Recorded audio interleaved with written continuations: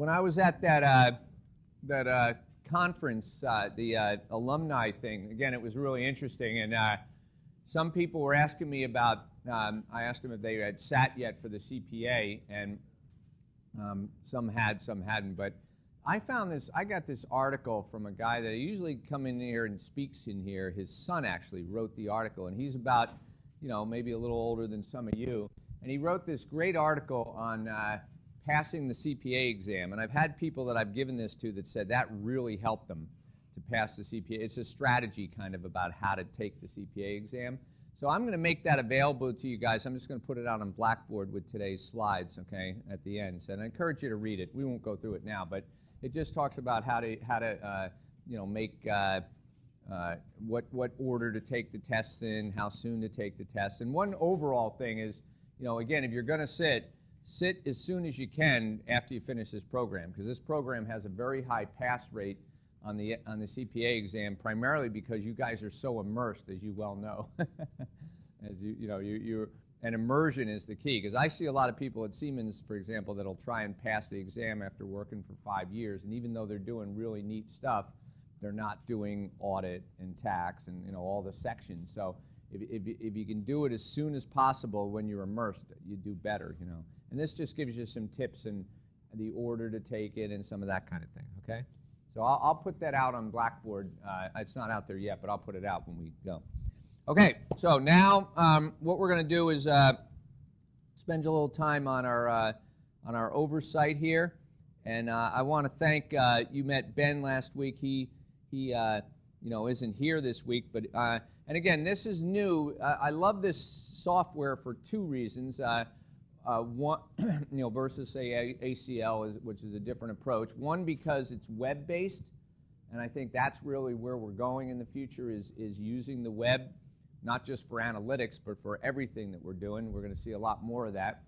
And secondly, because it has this on-demand kind of feature where you can do like a test of your company and run it anytime you want at any point. But I want to make sure you understand that what we're going to teach today, where we would take this, is once we identify where we have problems and where we have risks using Oversight, this on-demand, then we're going to put these analytics in and run them all the time and have, and this will be on the exam, have our closed-loop escalated alerting, okay? Very important, because then we really have a control when we have closed-loop escalated alerting. That means if someone violates one of these control requirements, it's going to get escalated to their boss, and there's a closed loop. You don't get out of it until the problem is solved and it's fixed. Remember, very important concept in controls, because if you don't have that, all you have is a lot of work chasing down things, okay? But what I wanted you to see in here is this, what we're doing in this exercise is we're doing what you would do at first to see where you are and where you ought to put your controls. We're assessing the risk, okay? Everyone following me on this? Okay, so what you're going to do today is you're going to go through this T&E data that we got, and you're going to try and find problems, okay? But once you find those problems, then we're going to say, okay, here's where sort of that top-down approach, here's where our significant issues are, here's where our risks are, and now I'm going to put in these analytics in order to address these risks. And I'm going to keep them in all the time, and then I'm going to move them to the business, and the business is going to do them. I may start it in auditing, but the business is going to monitor these completely. Now you've eliminated the opportunity to commit fraud, at least relative to these risks, okay? That's the idea here. So we identify problems and risks, we put in automated controls, and then we move those controls to the business, and we have to have this closed-loop automated alerting, or closed-loop escalated alerting, because that's really the control. That makes sure that everyone's doing it, and that changes behavior. Otherwise, we're just creating a lot of data and running people down.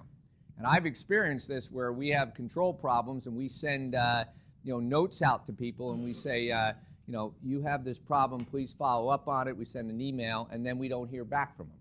And then we go and call them again and say, what'd you do about this problem we found? And we still don't hear back from them. And so we're chasing people down, and that's not the idea of an internal control system. An internal control system should change behavior.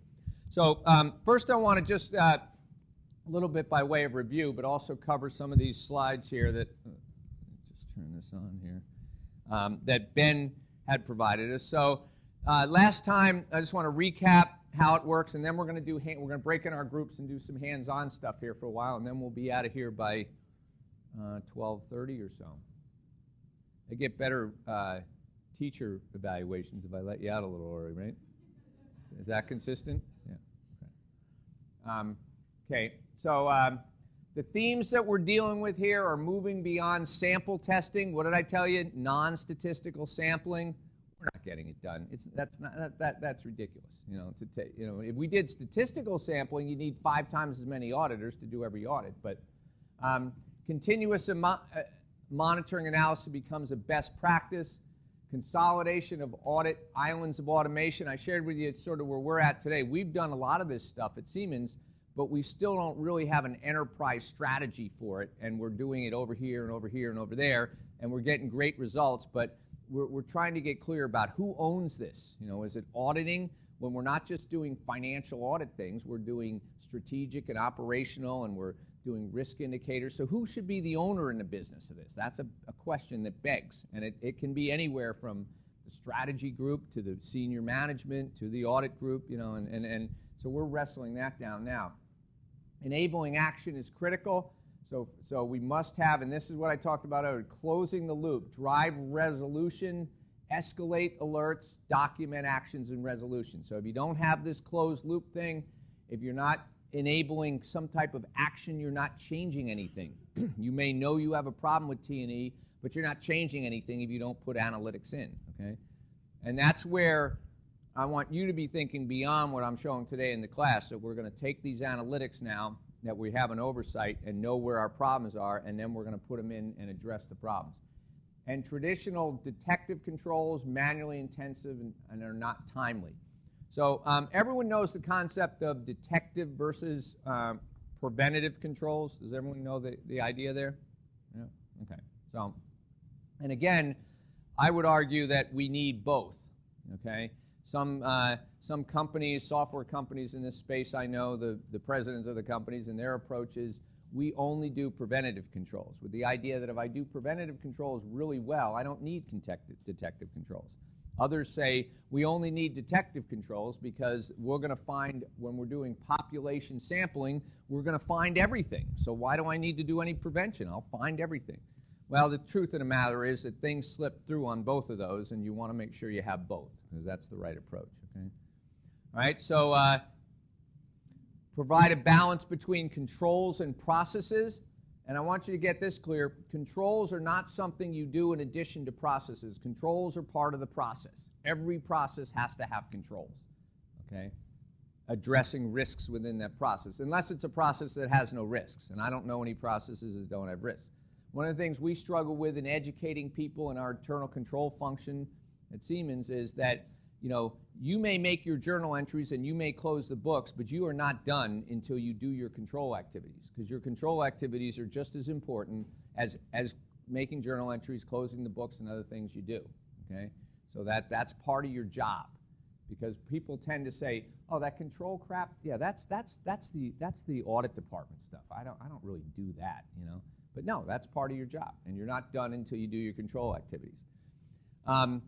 Drive value from controls, not tick the box. That's why we want to use automation. And some of you, when you get out there in the real world, like I talked to some of the alumni, and they're doing these boring things, getting little samples and ticking this and tying this in with this and looking through reams of data and wondering why they went and got their MBA to do this. That's where you got to challenge that. Again, cloud-delivered solutions, that's where we're going. We're going to the cloud.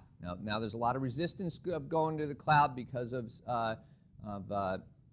security reasons and stuff, but the truth of the matter is that most cloud providers are better at security than your company is. Okay, so that's probably why we're going to go there sooner rather than later. Not that there's not still risks.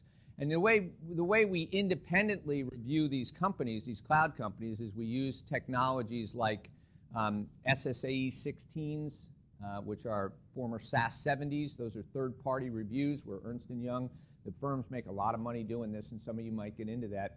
They come in and they look at third-party assurance providers, and they evaluate the control environment. And they look at your security and your change management and your computer operations, and they test all that independently. And then they produce a report that says that this cloud company does a great job or they have problems. Then there's also ISO standards like 31,000 and 27,000 that measure how secure an IT, and there's COBIT and ITIL and other things. So these cloud companies are getting all these good housekeeping seals and being rated as how good they are. So you have some level of assurance. It doesn't mean that some black hat is not stealing your data that works in one of these cloud companies. That's still a risk, but it's a risk in your own company too. So that's my opinion at least. All right, align controls with business objectives. We beat that one up pretty bad today. Near real-time controls can act as preventative controls. So we want to use real-time controls. Now, real-time is dependent on the type of data. So if I have monthly closing data, running it every day doesn't make it better because it only comes out once a month, okay? So the nature of the data defines the real-time nature of it, okay? Okay, so this is just, this is for the oversight tool. So we talked about ACL, we talked about, and the most important thing to me about all this software stuff is not that you guys become technical geeks or something. My goal is that you see this software and you say, you know what? I can use this. This isn't that hard, or I could do this, and because none of you are, there's a few computer scientists in here, but most of you are not computer scientists, and I want you to be comfortable saying this is no harder than using Excel or whatever, So we start with extracting data, and I want you to see too that more and more today with things like XBRL that we'll talk about, relational databases, SAP HANA, and other things. Getting the data is getting easier and easier. It is one of the stumbling blocks, though, because if you can't get the data, you can't run analytics. And IT's role is to provide you that data, as I said earlier, in a normalized fashion, and they should be able to do that. They will resist doing it a lot of times because they, are too busy or whatever, but that's important, And so we extract the data, and then in Oversight we have the mapper that maps it into normalized database. And again, I gave that example before. Normalized just means that I got some data out of SAP, I got some out of Oracle, I got some out of a spreadsheet, and it had different names for the company. So now I'm going to take all that and normalize that as one field called company. So whenever you're doing your analytic and you're writing company equals Siemens, it knows what you're talking about. And then they have the analyzer, and that's the core engine that runs these predictive analytics. Now, we're focusing just on one piece, and I'll show you this when we get into the data. We're just focusing on the T&E. But there's all kinds of controls for all these others, and we're using sort of the pre-packaged controls out of Oversight. And next week, I'll show you how we can write our own as well.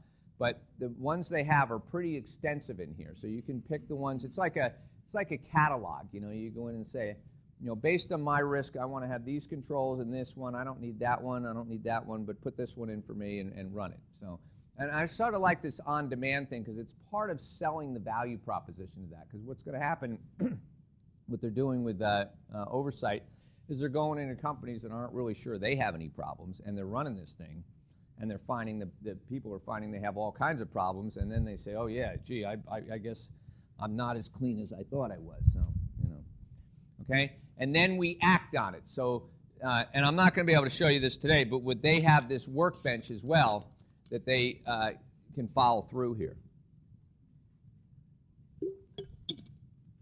Okay.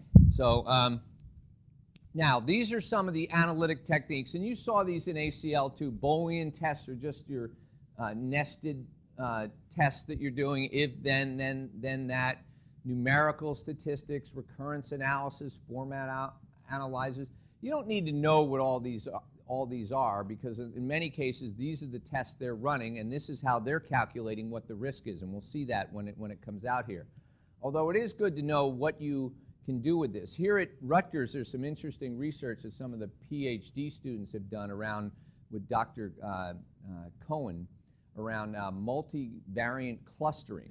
And sometimes when you get large amounts of data, you can't sit there. Let's say you have 10,000 anomalies. You can't sit there and drill down in each one and investigate each one. So what this does is it pairs data, and they do it with these nice charts. I'm trying to remember the PhD student that was working on multivariate clustering. And what they can do is they can look at a set of data and tell you what types of problems you have based on the way the data clusters. So for example, this is going to be a three-way match problem because it clusters this way. And that way you can know you have a problem without drilling down on every individual one. The other way to do that is to go in and to cleanse it is to go in and set a high threshold. Like say, I'm only going to look at transactions that have an impact of more than $100,000. And then you might go from 10,000 to 10. And you can start to cleanse them and then go to a different level. So that's part of what you're going to do, because I'm here to tell you, when you first run this stuff, you're going to be shocked at what you find. I mean, even in the data you're going to look at here, that's T&E data out of Siemens, you're going to see all kinds of things that people are doing. And we're not, this is stuff you're not going to find if you don't use this technology. So you'll be shocked at how much you find. And some of it's not all fraud. Some of it's just mistakes that people make that we never find in data. And most of the data in most databases in most great companies, there's errors and there's a lot of problems. And unless you start cleansing it with technology, you're not going to find them. Okay? All right, so here's what we do. We start with extracting data, and that's often the challenge. We go to mapping it into one database. That's the normalization process. And then we run the core analytics on it. That's basically what we're doing here. Okay? So automated mapping, scalable platform. And when they say scalable platform, that means we can run this for a small set of data, or we can run it for millions of records in a major corporation. Okay? And then this is the Oversight platform, which we'll look at here in a minute, where it's giving you the risk, the confidence level. How do I know that I have the problem I think I have here?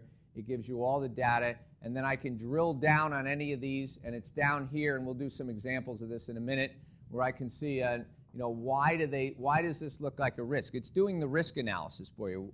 What's suspicious about this transaction? Well, someone went to a gentleman's club and they work for a bank, or they are buying things at Victoria's Secrets and they're a construction company. Why are they doing that? But it might be that they build Victoria's Secret stores, and that's why they're so that might be okay.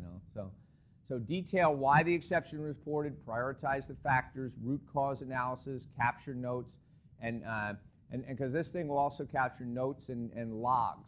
And by the way, all these tools, ACL, Approva, IDEA, Oversight, they keep logs of everything they find, because if you have audit evidence for the PCAOB, you need to go back and show that what you actually did, and so they have logs to show you what they actually did. Now this is this thing again about the automated alerting that it goes through, and I don't actually have this set up for this demo, but this is what it does. We might do that next week, actually, show you how it actually does it. But the bottom line is we go and we're going to look at a transaction, and if everything's okay, we're going to let it run through. If not, we're going to create an alert, a closed loop. See that word, closed loop, escalated alerting, and we have this thing you'll see in there, emails. It automatically sends the emails out to let people know that they have an issue and have to deal with it. And unless they go back in the tool, it will keep sending the email, and then it'll escalate after a week to their boss, and after another week to the boss. The system I showed you last week at Siemens, it goes right to the CFO's desk of the company in 4 weeks.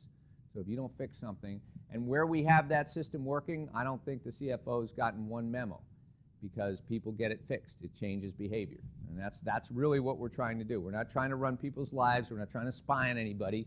But when it comes to following processes in a business, we all need to follow the processes, Okay, so you have your setup, and the way they do this on-demand process, okay, we have a setup where we fill out, and I did this for this. I filled out a questionnaire about, how we do our company, our T&E, and what our risk factors are. Then they modify that for certain industries. So if it's a construction industry and you're buying things from Home Depot, that's probably fine. If you're a bank and you're buying things from Home Depot, I don't know. Why are you buying things from Home Depot when you're a bank? So there's industry-specific things that create the risk, okay? And then the client just provides the data set in a set format, okay? Then they run their analytics, and they run these tests, and then you get a result, and that's what we're going to look at today, that result. And then you have this sort of closed loop here where you investigate, you escalate, you correct, you refine, you review. And I'll add to that. And then you take an analytic, you write the analytic, you put it in, and then you move it to the business and let it run in the business. And you as an auditor only come back and check it, okay? Because what I shared before, what I have responsibility in the internal control system, I want to make sure that we're using analytics. If only the auditors are using analytics, then I'm not going to be able to fix things that they find because I'm not going to have a way to do that, okay? And then I won't go into this in detail, but this is the whole cloud idea. And again, this is the future, I think, because now you have your data and your analytics are on a cloud. You can go through a catalog and say, I'd like to get accounts payable, accounts receivable, and T&E. Those are the ones I want to run, so I'll pay X amount for them. I don't need to set up servers and data centers. And we've run into this. We've been doing this for almost 10 years now, or 7 years anyway, at Siemens. And, setting up your own servers for each software and, having the right capacity and making sure that the server patches are updated properly and all the other stuff that comes with, we realized at Siemens, we outsourced our whole IT function to a company called Atos because we realized that's not our core business. We're not IT people, and so, and more companies are doing that. So the cloud is where we're going here. Anybody think it's not a good idea to go to the cloud? I want you to disagree with me in class too. Anybody, you guys do a lot of things on the cloud? Are you cloud advocates? Yeah. Yeah. Oh, thanks for your honesty. Why?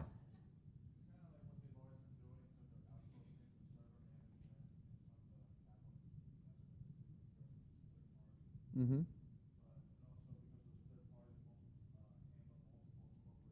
Mm-hmm.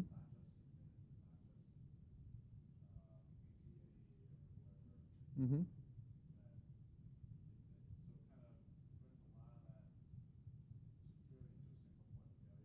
Mm-hmm. Yeah. Yeah, Cloud Inc. or Amazon or whatever. Mm-hmm. So you think it creates more risk, really? Mm-hmm. Yeah. Well, that's a good point. Yeah. Yeah.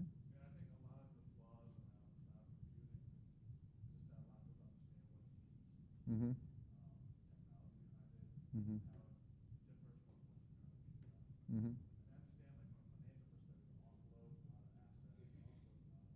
Mm-hmm. Mm-hmm. Yeah.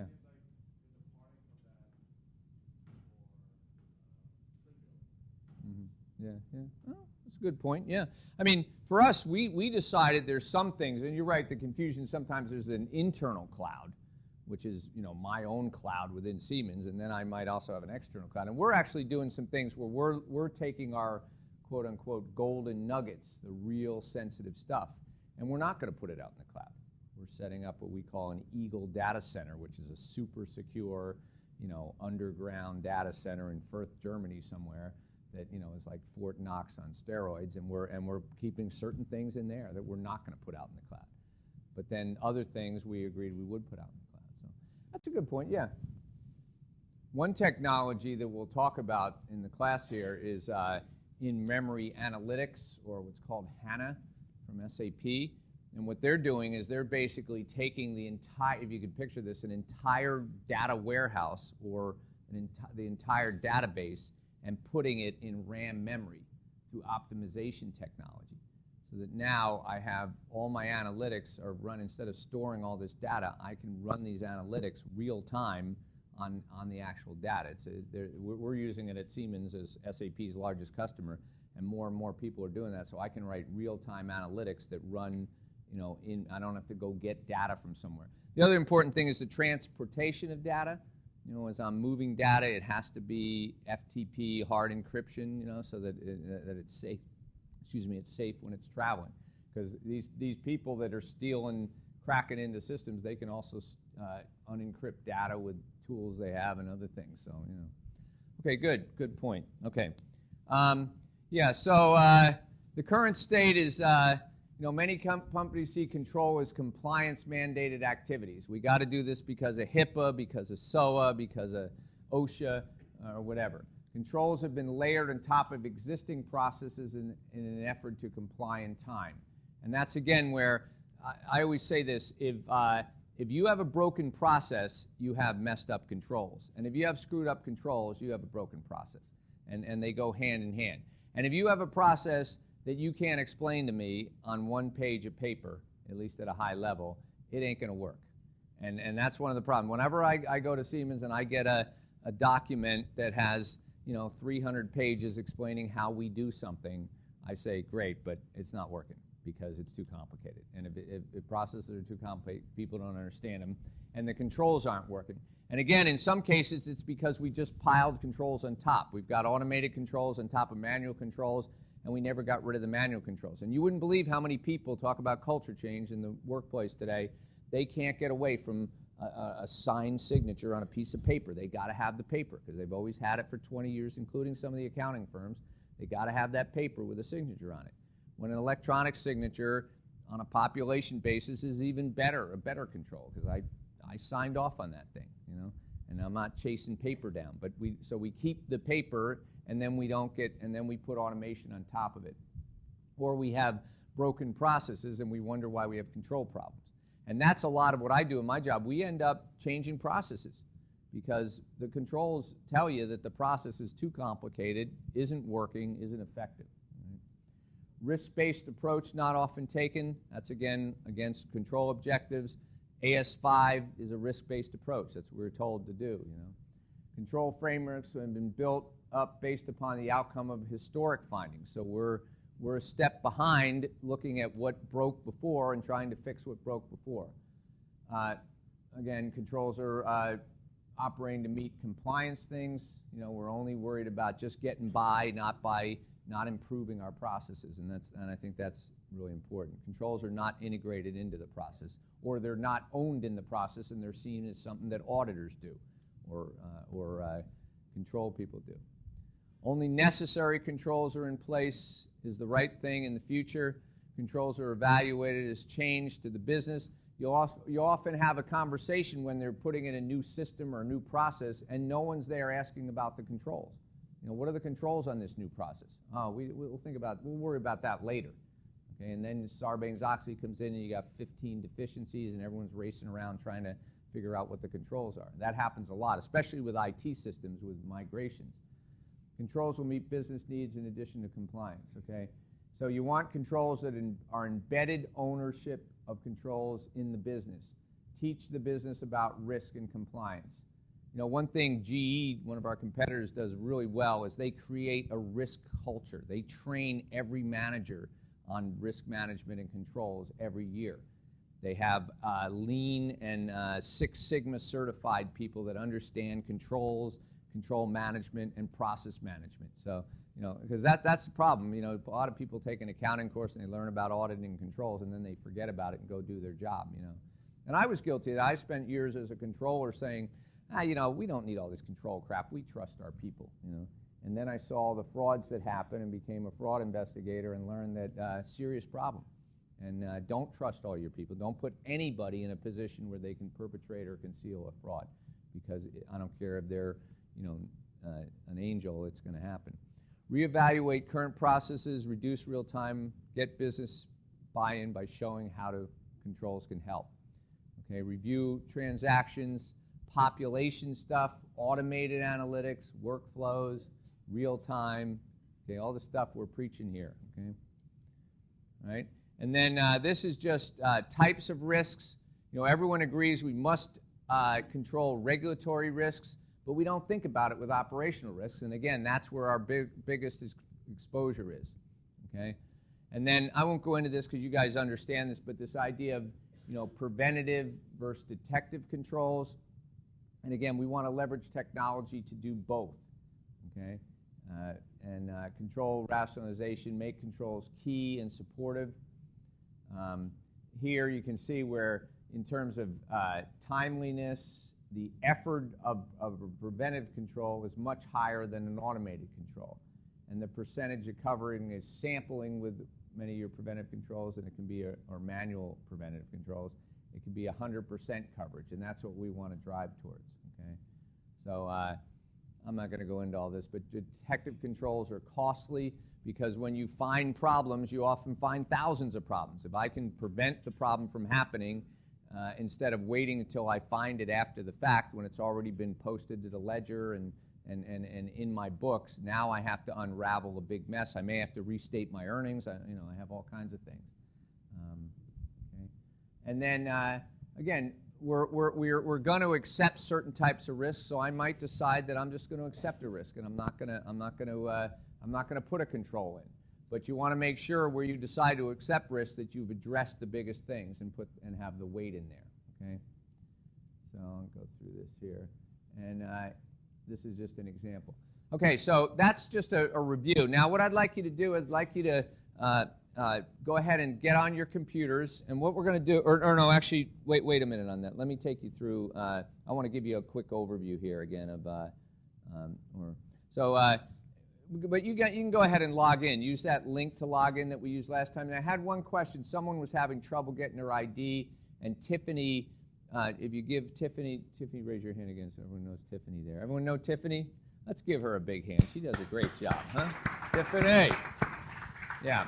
But give her your name if you're having a problem, and just look on with someone else for today, if you go through. But so what we're going to do here is I want to take you through the system, show you how to use it a little bit, and then we're going to break into our groups, and I'm going to have you guys go off and find problems, okay? And I want to have one leader in each group that's going to write down what the things you found are, okay? And then I'd like that person to be ready to just give us a quick overview of what you found, okay? We found, this looks suspicious, this one looks suspicious, and maybe why you thought it was suspicious. But first, let me take you through. So first we'll go, let me just take you through. You don't have to log in now, and just follow me here.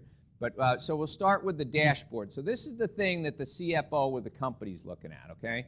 And it tells me that I ran this T&E thing for, some data, company X, Siemens, whatever, and I found 739,000 findings. The value of the travel and entertainment expense was 739,000 for these transactions, okay?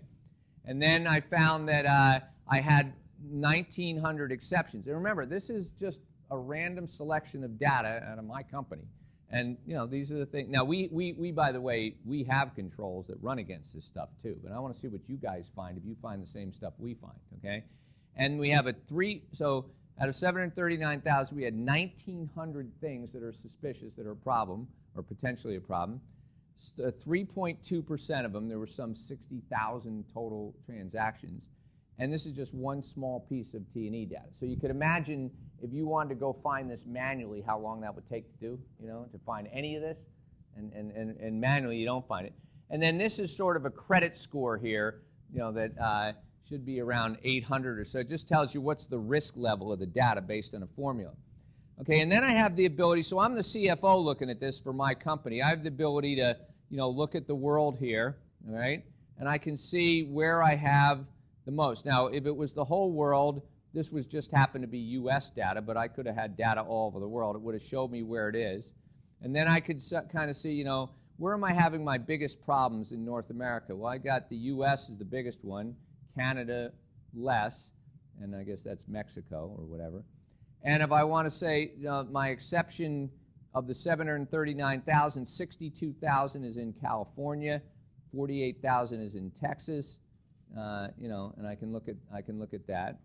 I can go through and I can look at the exception rate by month, okay, and I can drill down on any of these too for the top 5 issues. And for some reason, earlier in June and July in the summer, we had more problems and we did more exceptions than later on. Why might that be? Anybody know? Is low impact. So 700 is low impact, but high likelihood. And it's a cultural issue, right? Because, again, I'm the guy buying $200 bottles of wine, violating the policy, and you all work for me, and Rod goes out, and when Rod goes out, we buy $200 bottles of wine. What do you think you're going to do?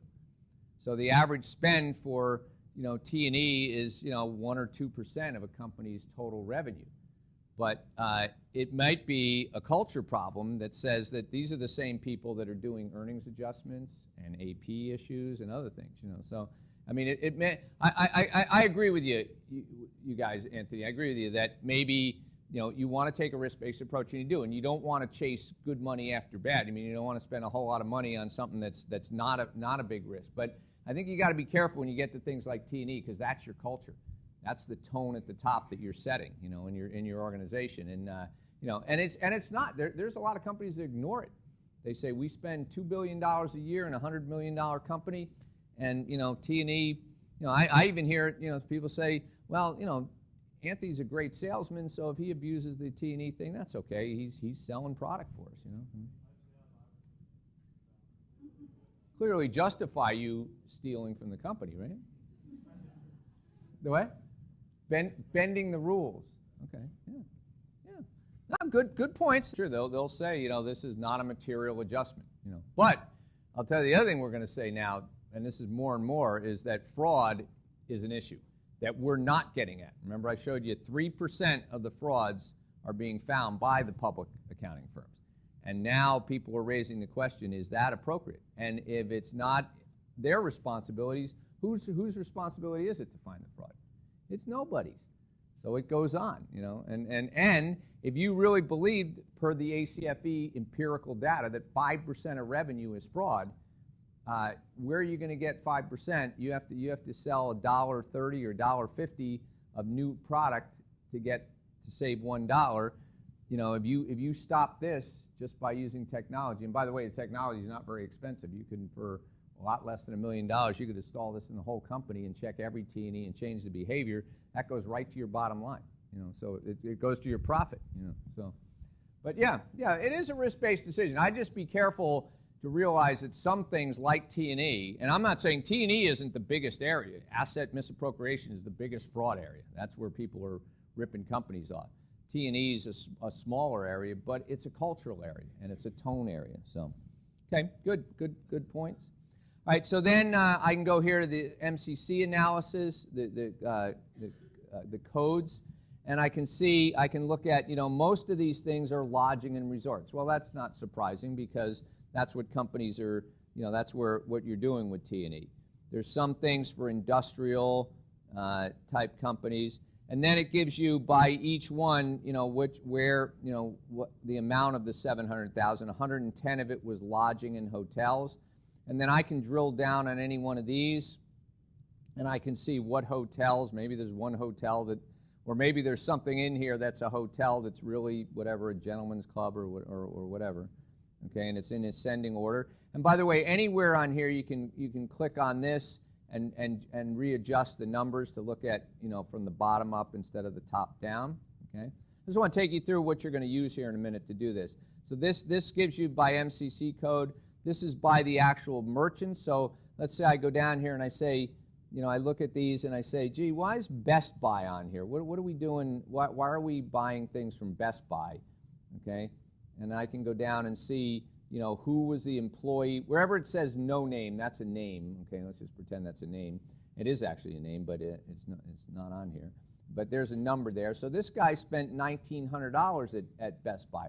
Well, what if I saw, one guy, everyone spent, maybe there's electronic components or, things that we got to buy, people have to buy from Best Buy, but because we're an electronics company. But maybe there's one guy here that spent $50,000 on a large screen TV and new computers for his house and a movie theater in his house, and that might be something that might want to raise your attention. Right? Okay, so then we can look at that. Then we go over here and we look at the employees, and we see that one person here has $28,000 of this. So maybe there's a few employees that are. You saw in that EY example where they, instead of running out and nailing people, they actually went through and gave people their own personal risk score so they can see how they fit in the risk score. And this is this whole idea about changing a culture so that it's not cool to be in the top 10 of the big spenders in a company that's trying to save money. That's not where you want to be. Like I said, if you put it in the lunchroom, people might say, "Whoa, there's a problem there." Right? Okay, and then the workflow, we won't do that because we don't have enough of them. Root cause, and then there's just a summary. So this is and remember we said there's 4 insights that we're working with. We have T&E fraud risk, and you'll see this in the profile. We have T&E meal and lodging, policy misuse, and suspicious out-of-pocket transactions, okay? And so when we go to the profile, and you can see the amounts by each of these. So fraud is the highest one with 237,000, and then the others make up the 739. So these are insight analytics that have tests that specifically look for fraud, other ones that specifically look for some type of duplicate, which could be a mistake or whatever. Others are policies. And very important here, you know, one of the things we found once when we started doing some of these analytics was we had a policy that was outdated that said the acceptable meal allowance for breakfast is $5. Okay, so go try and find breakfast at McDonald's for $5. You know, you can't find breakfast for $5. Okay, so that gives you the statistics. Okay, now I want to go over to the workbench here. Okay, and here we have the 4 areas. I just want to go cover this with you. So the dashboard is the one we just looked at, and remember that's a different ID that you sign in with on that. So then this is the one we're going to work in today, and I just want to take you through it real quick. We have T&E here, and we have the 4 or 5 categories. Actually, the duplicate review category, there's nothing in that one, but I'll show you what some of those things would be. So the fraud risk one is here, and that gives you what you saw there, the MCC codes, all right? And it's going to break it out like this. And this is what I want you guys to do in your groups. I want you to go through these, and I want you to use the sorting functions or the drill down functions. So, like, you know, here's one that's a plumbing, let's use an example. Here's one that's a plumbing supply company that someone bought something with, and why. And remember, there's nothing on here that wasn't brought out as some type of risk. It doesn't mean it's a fraud or even a mistake. It could be legitimate, but I just like you to find the ones that you would think, again, I want you in the shoes of the CEO of this company or a manager in this company, and these people work for you, and you're trying to see, does everything look copacetic here? And so this one was, you know, this Chillers Incorporated. It was $2,000. It was listed, and you always want to look for the titles, and this is where we talked about using big data, you know, meetings and events. Like if I see things that say facilitation payments or, you know, payments for projects or something that, you know, no one's going to put in here, you know, that it's a bribe. But if I see things in there that say facilitation payments or payments for projects or something suspicious. So this one was here because the transaction is high in the merchant category. In other words, plumbing and heating and equipment and suppliers aren't places that people should be buying things for travel and entertainment. What are you buying for travel and entertainment in a plumbing supply store? Okay. There are 3 other purchases totaling $3,000 in the same merchant category. That's another risk. So they used all those Boolean reviews and things to say, why would these maybe be suspicious? Okay. The lower risk because the MCC is used more frequently. So if I'm Siemens and I'm an engineering company and I have marketing people that are out traveling and setting up displays and they have to go buy a screwdriver at Home Depot in order to set up the display, you know, and a lot of people are doing it, then it's probably not a big risk. You know, if I'm a bank and 3 people went to Home Depot and bought, you know, $10,000 worth of stuff, that's probably not something we're using at the bank. Okay, so the industry helps you determine where you might have your risk. Okay. So, and then the expense type is rarely used for this group. Okay, so that's another.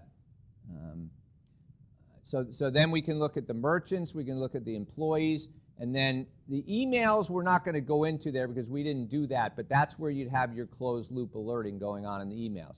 And then there's high risk transactions down, rare expense types that are used, infrequent codes that are only used once in a while, that's suspicious. Weekend and holiday purchases, so these are things that were purchased on a holiday or a weekend. You know, I remember a story about a big fraud that was found, and all the guy did was he went in and looked at the data for this company for shipments that were made on weekends when the company didn't ship on weekends. So someone was going into the warehouse and they were shipping something to themselves. Okay, that's a lot of times an indication of the day, the timing of something happening. Okay, all right, and then the other. So this is where you're going to work, and I have these groups set up here, and I'm going to real quickly divide you into groups and get started. But this is the profiles part. Now let me just show you some other things that are on here. This is a listing of exceptions. Now remember I said that we're only dealing with T&E. But if you wanted to, they have these insights for all these areas. Okay, so this is corporate T&E. That's the only place you'll find the data on here, I think.